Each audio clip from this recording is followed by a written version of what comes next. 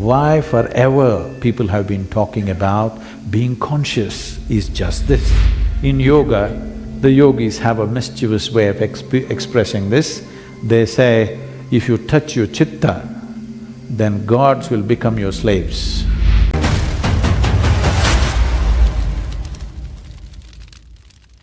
I know in English language, if you say mind, one word, it's supposed to cover everything. In the yogic way of looking at things, we look at human mind as 16 parts.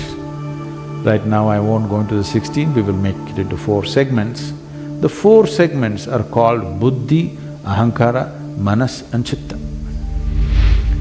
Buddhi means the intellect. Intellect is a sharp knife. The sharper it is, the better it is. So the way of the intellect is, it has to dissect everything to know anything. Right now, we are using intellect as a way of acquiring knowledge. We are using intellect to enhance our life. It will not work like that. Intellect is a fantastic survival tool. If your intellect is sharp, you'll survive well. But survival will never satisfy a human being. So the next dimension is called Ahankara. Ahankara means it's your identity. I know it's largely interpreted as ego, no, it is your identity. Whatever identity you have taken, your intellect will do everything to protect that identity, always. If you strongly think, I am a man, it will try to protect your masculine gender. If you say, I am a woman, it will try to protect your feminine gender. If you say, I am an Indian, it'll protect that. If you say, I am an African, it'll protect that. Whatever identity you take, your intellect will try to always protect that, it works around that. So whatever kind of identity you take, it is a certain type of prejudice. One thing traditionally in India we set up is, which is unfortunately vanishing today because we have taken to English education. Traditionally, when a child has to start education, first alphabet he has to learn means, first he is told, your identification is with the entire cosmos. Aham Brahmasmi, he's taught. He's made to utter a mantra which means, I'm everything. The next dimension of the intelligence is called Manas. Manas means it's a huge silo of memory. But there's another dimension of intelligence called Chitta. This is the intelligence which is the basis of your making. That is, today, if you eat an apple, there is an intelligence here which turns an apple into a human being. If you eat a fish into this, it will turn into a human being, because there is an intelligence here which can do this miraculous job. If a drop of this intelligence, if you touch your Chitta, suddenly your experience of life will become an ever-expanding process.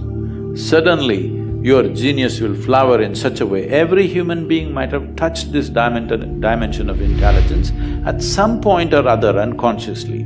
But the important thing is you're consciously able to bring forth, this must come into our children. If we are interested that the next generation should be way better than who we are, it's important that they touch a dimension of intelligence that we did not access. Why forever people have been talking about being conscious is just this. There are 4 types of actions that you're performing right now as you sit here.